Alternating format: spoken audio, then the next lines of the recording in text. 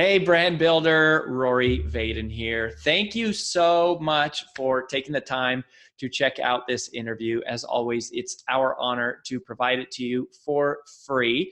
And wanted to let you know there's no big sales pitch or anything coming at the end. However, if you are someone who is looking to build and monetize your personal brand, we would love to talk to you and get to know you a little bit and hear about some of your dreams and visions and share with you a little bit about what we're up to see if we might be a fit. So if you're interested in a free strategy call with someone from our team, we would love to hear from you. You can do that at brandbuildersgroup.com/podcall, brandbuildersgroup.com/podcall. We hope to talk to you soon. Hey everybody, this is AJ Vaden here, and welcome to another episode on the influential personal brand. I've got a new friend here today, and we're going to be talking about how to build and grow your side hustle. And before I formally introduce Nick Loper to the show, I want to tell you guys in advance why you need to stick around to the very, very end. So here's why you want to stick around. We're going to be talking about how to take that side hustle that maybe you've been working on and make it a recurring main hustle.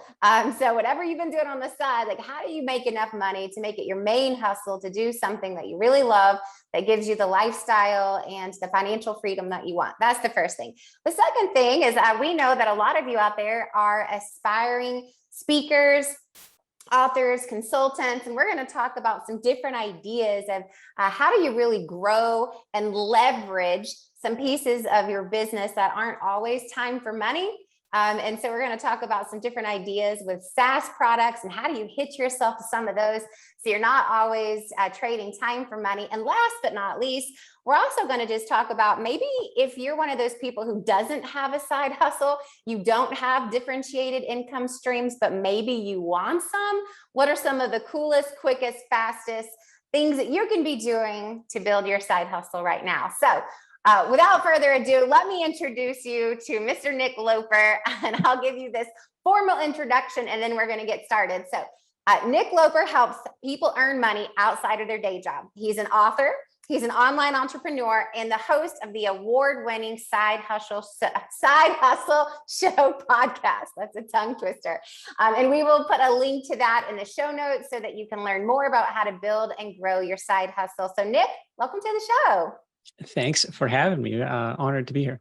Yeah, no, we're so excited. And I'm really super excited to talk to you today because I actually, as I told you before we started, I've spent quite a bit of time doing some online stalking, trying to get some really good criteria and some good topics to share with our audience. And so I just want to help them get to know you. And how did you get into teaching people how to build their side hustle, and what is the side hustle that you've been up to? Yeah, this whole project started from this desire to build a more personally branded project, and it's been, probably the best decision that I've ever made. Starting with $50 mic, corner of the living room. Let's see if anybody will tune into this stuff, and it's been completely life-changing from that little experiment back in 2013. Prior to that, the main side hustle for me was this comparison shopping site for footwear.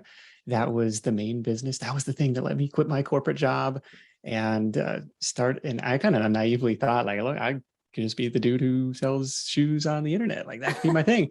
It had, like a lot of businesses, a finite lifespan, and was really grateful to have started several other side hustles on the side from that, including the blog and podcast, including lots of projects that didn't work out. One of the other ones that did okay was a virtual assistant directory and review site. It started in 2011, a couple years before Side Hustle Nation, and sold that one in 2020. But those are some of the projects that I've been working on, and really grateful to be involved in the online space for quite a while and playing this personal brand game that we're all working towards. Oh man, I love that. And so just briefly, what were you doing with this shoe comparison site? How on God's green earth did you come up with that idea, and what made you want to do it? Oh, so this dates me a little bit. So comparison shopping is not what it once was, but if your listeners are old enough to remember, in the early days of the internet, you would start your product search on Google and instead of on Amazon, and you would, figure out where you could find the best price on whatever it was that you were looking for. And so there would be big sites like Price Grabber and Nextag and shopping.com in those days.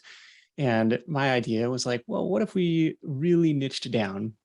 And so we're just going to do this for shoes, because I'd interned at a online footwear retailer in Seattle, like in college, that started as a family-owned single location brick and mortar shoe store. That in the early days of the internet, they had this great, what would happen if we put some of our inventory up online? Is anybody going to buy this stuff? And by the time I came on board as their, low paid marketing intern, like of course the online side had blown up way more than their single location brick and mortar shop. And so that was my first exposure to affiliate marketing and pay-per-click advertising and SEO and e-commerce, all this stuff that was really important. So taking what I learned there and then applying it to my own affiliate operation after the fact. Oh, man, I love that. And that's actually a really great transition. And so there's so many different things that we can talk about. And I have like a long list of things that I think would be really helpful to our particular audience. But, we kind of started with like talking about this concept of, really leveraging your time for money and hitching yourself to some things that already exist. And so I want to just get your ideas about, software as a service, and like, how is it that you can turn somebody else's SaaS product into your side hustle?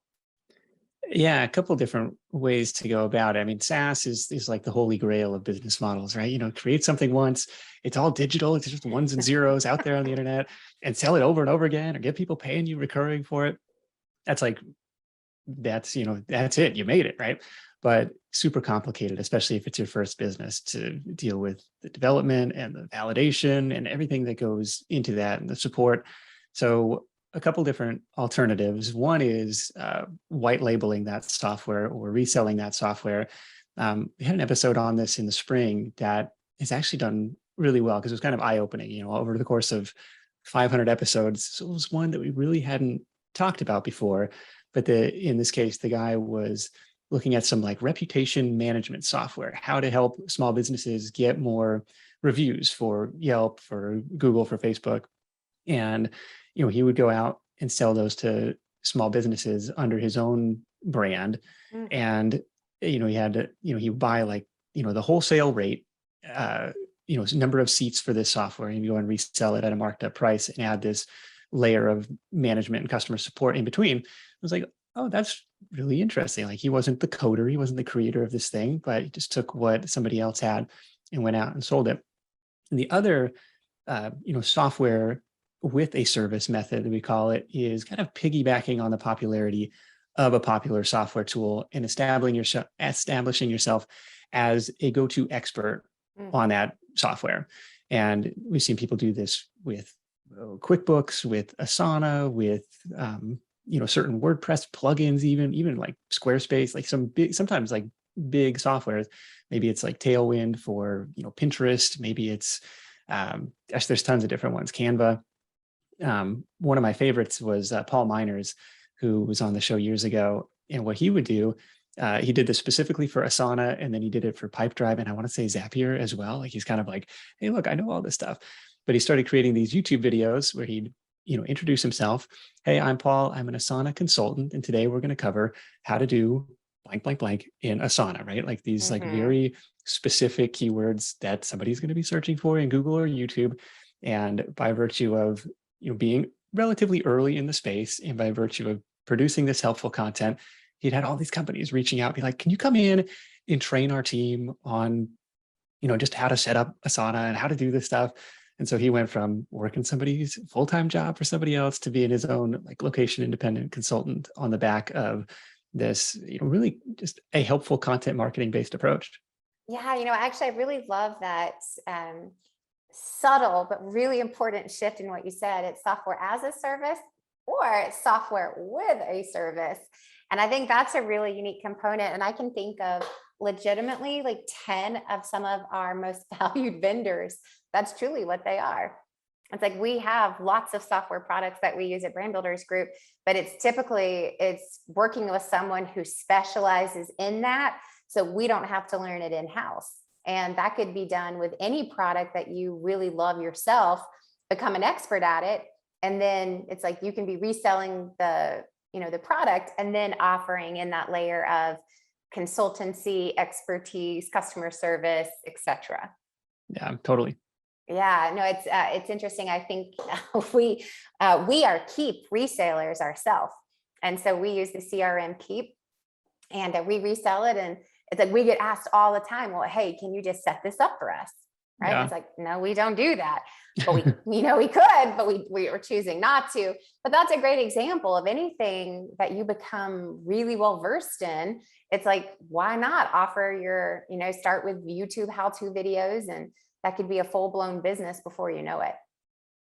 I love And that that. was, I mean, you bring up Keep, and we had people, we'll set up your funnel for you in Keep/Infusionsoft, or we'll do it in Active Campaign, or, and after you do a handful of these, you can kind of, rinse and repeat the same basic templates too. And so Totally. your hourly rate really starts to explode after that. Absolutely. It's like, and that's the thing. It's like all of these softwares, you really can create these templates. It's like, if it's this type of industry, here are the things you're going to want to have. If you're this type of business, these are the things you're going to have. And once you do it enough times, it's like, what people need. And it is rinse and repeat and just a little bit of tailoring. That's really fascinating. And I think there's something kind of tied to that as well. And we talked a little bit about this before we started, is how much affiliate marketing can also be a part of a pretty significant side hustle. And I'm curious to get your take on affiliate marketing. And is it tied to e-commerce products, services? Like, what do you see out there in terms of people making real money with affiliate marketing?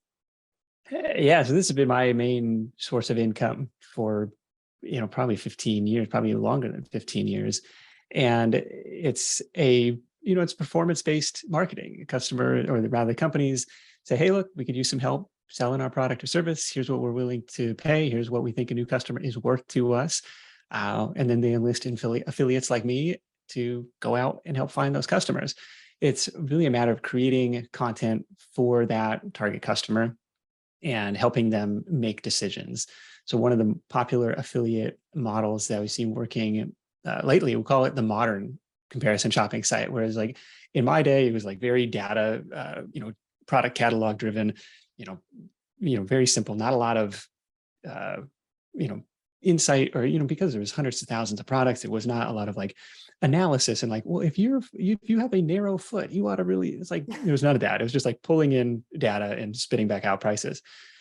With the modern comparison shopping site, we've seen some people doing really well with, very long tail search terms like this product versus this product, this direct to consumer brand versus this direct to consumer brand, and creating the super in-depth, pros and cons, helping people make their decisions and guiding them towards, okay, based on your situation, this is the one that we think is best for you. The site that comes to mind is called finversusfin.com. And they started reviewing fintech products, and then they started reviewing like men's health and wellness products. And then, they've gone even broader since then, but following that same basic template.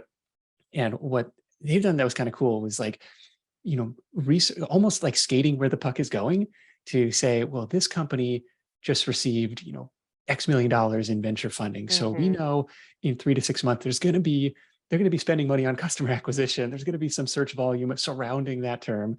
So we're going to go out and create that article in advance, and kind of maybe the SEO tools doesn't say there's any search volume today, but we're confident that it's going to be coming based on what we're seeing. And so they did a really good job with that. Interesting. So what makes you someone that companies want to partner with? Like, generally speaking, it's like, what would you say makes a really good affiliate partner where you actually do make money? Well, it's trust and relationship with your audience. And then it's the ability to convert. It's the ability to, find the traffic that's qualified and then pass that along. For me, it was kind of a long time in realizing that the podcast audience that I had through the Side Hustle show and the blog traffic were not necessarily the same. And I always had assumed like, hey, blog and podcast, follow me because I'm so interesting. As it relates to the web traffic, it was so much more transactional. It was, Googling something, I need to find an answer to this specific question. you know, answer that and they're kind of off. And, you know, sure, try and capture them as an email subscriber, try and get them to, you know, subscribe to the site, try and get them to download an episode or two. But largely is like, okay, how can I solve this person's problem here and now? And it was leaning into that that started to really ramp up some of the affiliate revenue.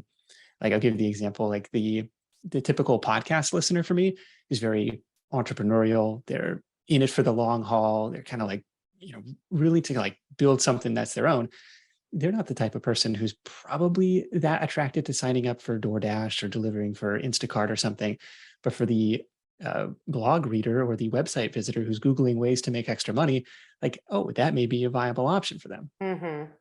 Yeah, I think so. In general, translating this to everyone who's listening, it's like, first of all, you got to know your audience, and you got to know your audience on all platforms. And I think that's maybe such an assumed given for most, but I think it's amazing to me how often I find that people really don't know who their audience is.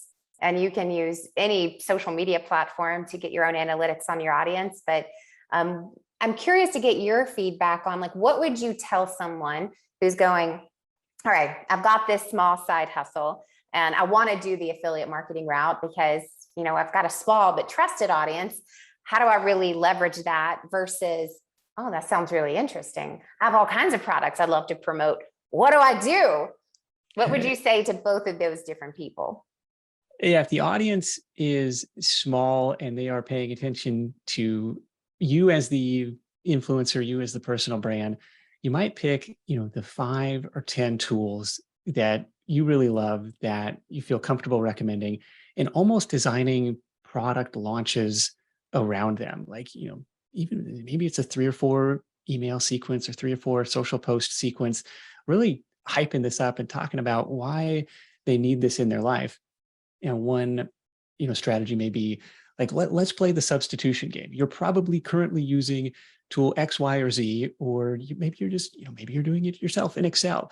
Here's why this solution is better, faster, cheaper, right? And so you kind of position it in different ways. Here's the frequently asked questions format. Here's the testimonials format, email blast that goes out. And I think you can find a very low risk way to get started. You're not spending months creating your own product or program, and you just, now the downside is you're getting a percentage of revenue instead of the whole piece. So different trade-offs, and you have less control over what happens to those customers after you're kind of sending them off into somebody else's world, somebody else's ecosystem. But definitely an attractive way to make some commissions, make some money without having to create your own product, and you can kind of hit the ground running pretty quickly with that. Yeah. So what I hear you saying is, like, regardless if it was your business or you're promoting someone else's products and services, you got to have your marketing game plan. You got to have a launch plan, right? You got to have a strategy of knowing how are you going to promote this and what different tools are you going to use to get this to the point of conversion for whoever is following you. Right. Yeah. It's so interesting because I think there's this big promise of a lot of people going, yes, I'm going to make all my money just, doing affiliate marketing and influencer marketing. But it's like you said, that's been your primary source of income for the last 15 years. So you've clearly figured something out that maybe the ordinary person trying to do this has not. What do you think you do that's different than someone else that's been so successful? Well, there's a lot to learn on the traffic side, especially the SEO side. It can be really, you can go as deep into the weeds as you want. Both the shoe business and the virtual assistant business really captured kind of, bottom of the funnel traffic. Like, they're looking for this product, maybe like this specific New Balance model XYZ in the case of the shoe site. It's like, that's a pretty high buyer intent keyword. And so they're, trying to find at that point, probably who has it in stock, who's got it for the best price, right? And so that was relatively easy to capture. And that was all paid traffic too. The site never got any love from the SEO gods. With the virtual assistant site, it would be, this company versus this company, or this virtual assistant company review. So they'd already done a little bit of homework. They're trying to figure out, like, are they legit? Can you point people in the right direction that way? But targeting, in a lot of cases, some, lower in the funnel type of intent there. Mhm. And we targeted some higher ones too, like, just virtual assistant companies or best virtual assistant companies. Like they're still interested in it, but they haven't quite narrowed it down yet. And so trying to capture people at different stages of their buying cycle. And then on the podcast, it's, almost a byproduct of just building a relationship with people, 40, 45 minutes, 50 minutes every week after week. Like they kind of get to know, like, and trust you in a really special way. Yeah, no, I love that. And that's actually a really great transition, because one of the topics that I had on my list here are ideas on how to monetize a small podcast. Because I'm pretty sure at this point, everyone and their brother and their sister has a podcast or wants to start a podcast.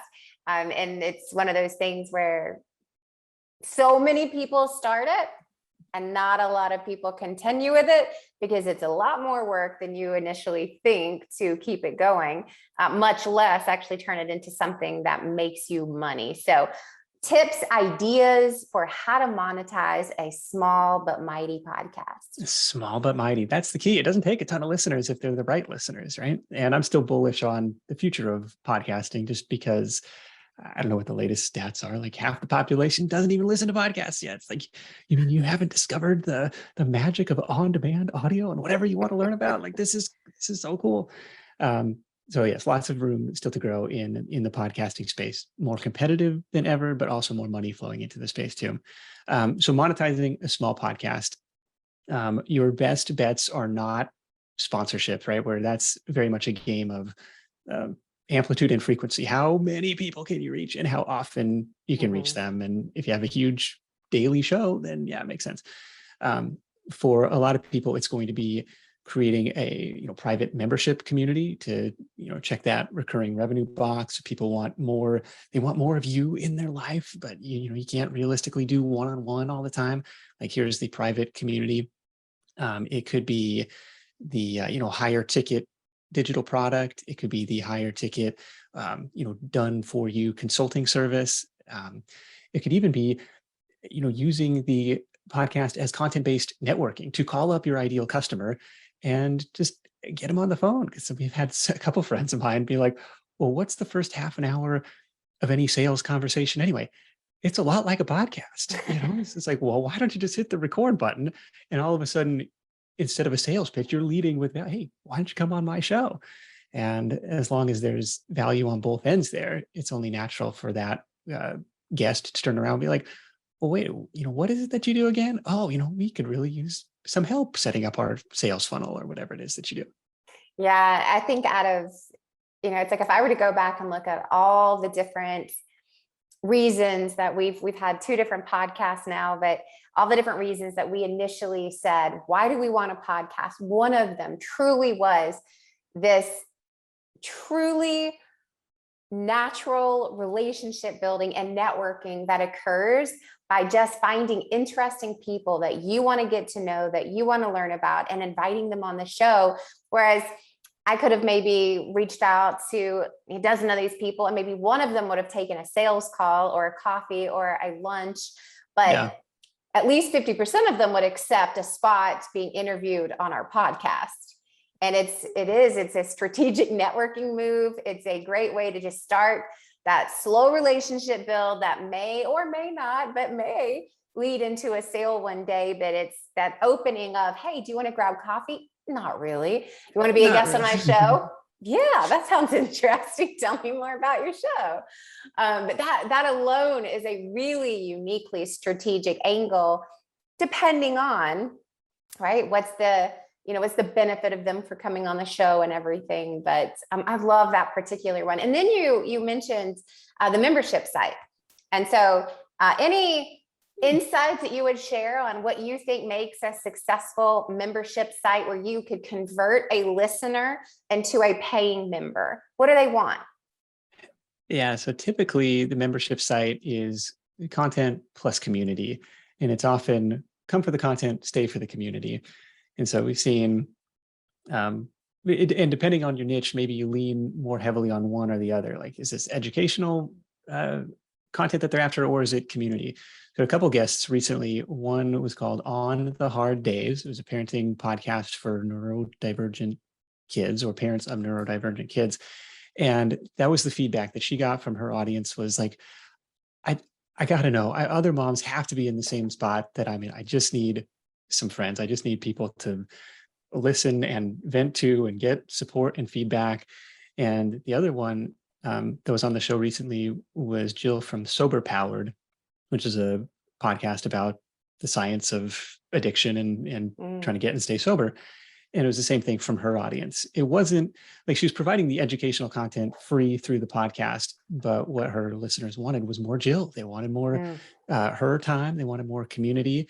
And that's what she ended up putting together with that, and actually bringing on some guest experts once a month. And so that was kind of how she had hers structured. Yeah, I think just it's a great reminder to everyone who's listening. It's like, if you truly figure out who your audience is, and then you serve them in a way that they need, they do want more of you. It's like, you become, like you said, it's like you're this trusted voice in their ear week after week. But to build any relationship, it takes consistency. It takes providing real value. And it also you got to provide the real value to the right person.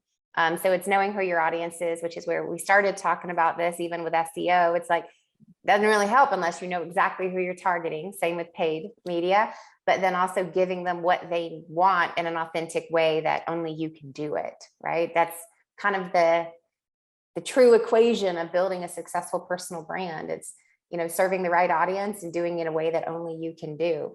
All right. So I'm tentatively watching the clock, knowing that we only have about 10 minutes left.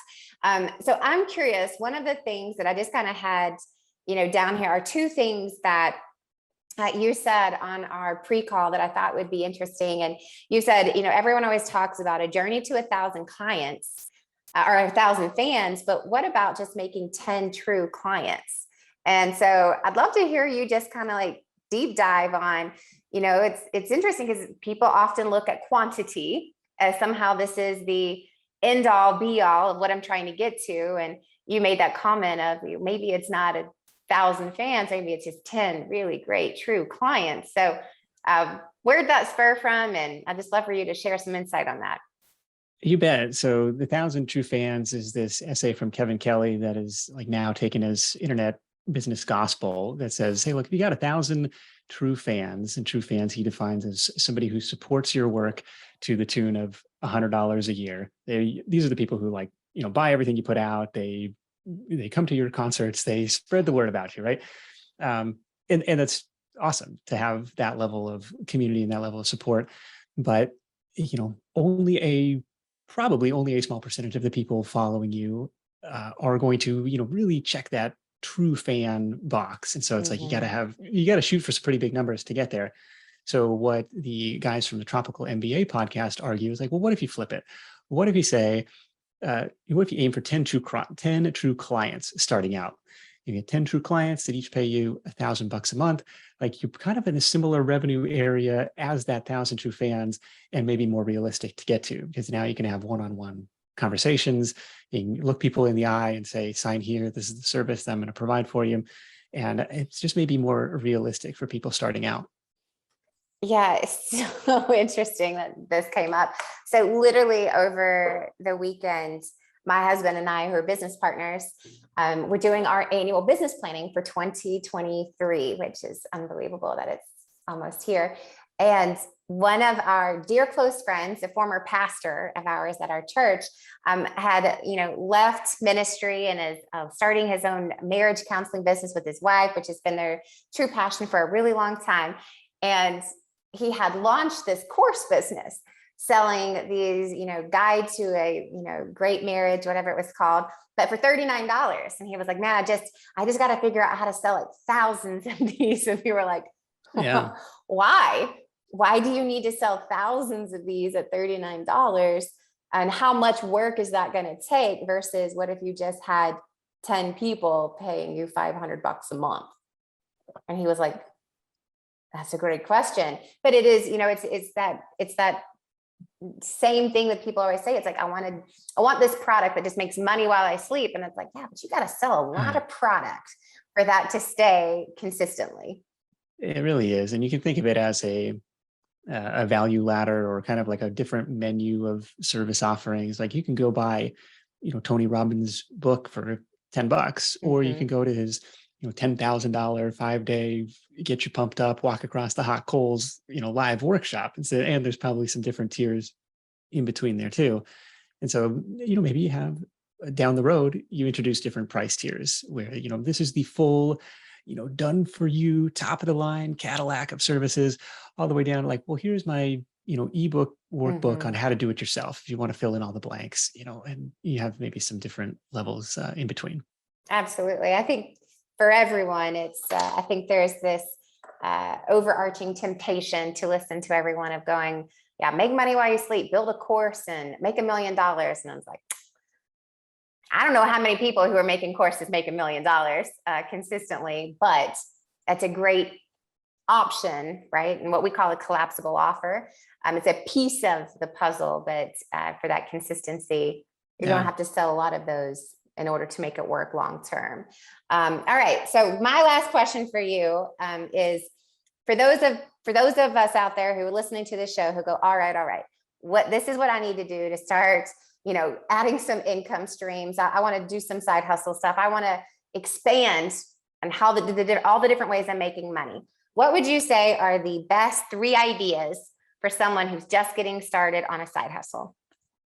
Oh my goodness. I think you got to start with pains and problems, right? Like the typical advice, to find the perfect side hustle idea is to look at these like concentric circles. Like, well, put your skills in this circle, and put your hobbies and interests in this circle, and then put like, things you've been paid to do in this circle, and like the magical sweet spot in the middle is like, well, that's your unique side hustle idea.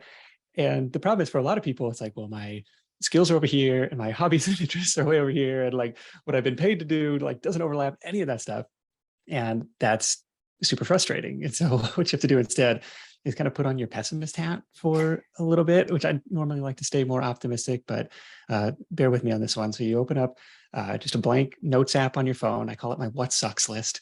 And for a day, a week, a couple weeks, it is your job to write down everything that sucks, everything that you find annoying in your life, everything that you wish there was an easier way, everything that your spouse or partner is complaining to you about, that your coworkers or neighbors are just kind of griping about. Because on the other side of those pains and problems and annoyances, like there might be a business idea solution. And it's usually going to take one of 3 forms: product, service, or content. And we'll give the example of like a dirty house is a common problem for me as I look around this room. So I could go out and buy cleaning products to address this pain and problem. I could go hire a cleaning service to address this pain or problem, or I can go binge watch, all of the decluttering shows on Netflix or YouTube, like how to organize and, make my space clean and stay that way. And so entrepreneurs are tackling that same problem from 3 different ways. And so that's how I kind of recommend people go about that initial idea searching phase. Does that make sense? Absolutely. Actually, I really love that, because I think most of us naturally go, I wish this was better. As soon as you started talking, it made me think about this. I was recently traveling overseas, and I don't know, I can't speak for the men because I can only speak for the ladies' bathroom, but it's always so annoying to go, I have to like walk underneath all the stalls and look underneath, like who has feet, where are their legs, never can tell what's open, especially these long airport bathrooms. But while I was traveling overseas, this was in Sydney, Australia, I walked in, and above every single stall was a red light or a green light. Okay. And so Nice. As soon as you walked in, you just saw anything that was green was open, anything that was red was locked. And I was like, oh, this is brilliant. This is so smart. It's like created so much efficiency. And it's like, I can't tell you for how many years it's like kind of just like looking underneath the stars, like totally creeping on people to go, well, I don't know, but it's same type of thing. It's like, what a brilliant idea of going, duh, just put a red light and a green light over these stalls. So all the women coming in here can quickly and efficiently come in and out. But it's like, to that point, that would have very much come from, what do you wish was better? What sucks? What are people always complaining about? What do you complain about? I think that's awesome. I think that's not pessimistic. That's improvement oriented. That's a more positive way to look at it. And really bonus points if you can reach out and have conversations with business owners who maybe you have some pre-existing relationship with, and, what are you struggling with? And you can ask your audience the same thing. What's the biggest challenge that you're facing this month? And, you start to see some patterns in those, in those answers. And that's kind of a hint that, well, what if you created the solution to that? You may not know what it is at the beginning, but you can kind of validate and maybe pre-sell and kind of, even get people on the phone and try and get people's feedback. Oh, well, hey, I'm thinking of creating this. If I did, what would you like to see inside? What would that be? What would that be worth to you? And just trying to get some feedback on ideas before you go back to the cave and spend 3 months building this thing that you're not sure if anybody wants. No, I love that. I think just really getting clear on what you said is like, what are your skills? What are your passions? What have you been paid to do? But then also it's like, what needs improving that you could actually help with? Or at the very least, it's maybe you found a tool or a resource that's really awesome, right? Kind of getting behind that and going, I need to just tell every single person I know about this and maybe tag some services on top of it, right? Those are so helpful. Anything else that you would say for someone who's just getting started? Well, on those lines, I know you have a lot of podcasters tuning in. There's this one cool tool. I'll see if I can dig it up that I just found. A listener sent it to me. It was called like rephonic.com/graph. And it creates, you punch in the name of your podcast and it creates this like 3D matrix thing of all the related shows on similar topics that you talk about. And it's really cool because these are like guest podcast targets, basically. Like, hey, look, if my audience is into this, maybe I could find some new listeners over here, or maybe these hosts would be open to some sort of joint webinar, collaboration partnership thing. As I thought it was a really cool recent tool, new find for me. Yes, and I will go and find the link and I will put that in the show notes for everything for everybody. But again, it's like find the tools that you love and figure out, do they have an affiliate program, and promote the pants off of them, right? Yes, I don't know. Nick, thank you so much for being on the show. I've got one last question for you. And this is totally not relevant to any sort of conversation we've had so far, but more of just helping our audience continually get to know you. What is your favorite side hustle that you've ever done? Or what is the side hustle that you've always wanted to do, but you've never done? Oh, I love it. So I'm a sucker for these like online businesses, right? Because there's leverage. And it's like, even in the first few years, you're working for so far below minimum wage, it's probably not even funny. But like over time, it takes the same effort to produce a podcast that 10 people listen to, or 10,000 people listen to, or 100,000 people listen to. Same thing with, written content, email content, YouTube content. So I love all that stuff. And that's really fun. Like this combination of content production and analysis of what's working, what's not. Like, I love that stuff. If I were to start a new business tomorrow, honestly, I think it would be like a pressure washing business. I think it's just so satisfying to go out there, do the work. I think it has it would go like mini viral in the neighborhood. You stick your flag out there, the neighbors walk by, they see you working. Hey, you want to come by, give me a quote. Like, I'm right across the street. What do you think? You want to come by and do my house next? I think that would be a ton of fun. I think that may be my retirement side hustle. Oh my gosh, I love this. We always talk about this. Like, what is the random chore that you secretly really like? And mine is power washing. Nice. There is great satisfaction. It's so dirty, now it's so clean. I love that. And this has been so helpful, so great. Thank you so much for being on the show. If people want to connect with you, where should they go? You bet. Of course, would love to have you tune into the Side Hustle Show. We cover new and creative business ideas every Thursday. Look for the green cover art with my mug on it in Spotify, Apple Podcasts, wherever your favorite podcast app is. SideHustleNation.com/ideas. If you are in that idea seeking stage, this is just a long list of part-time business ideas, ways to make extra money. No opt-in required over there. Just hopefully get the creative juices flowing. Awesome. And I will put both of those links in our show notes. But again, check out his podcast, the Side Hustle Show podcast, in your favorite listening tool. And then if you are in the ideation phase, or maybe you just want more side hustles, you can go to sidehustlenation.com/ideas. And you can stay in touch with Nick on both of those places. Nick, thank you so much. Everyone, thanks for listening in. And we'll catch you next time on The Influential Personal Brand.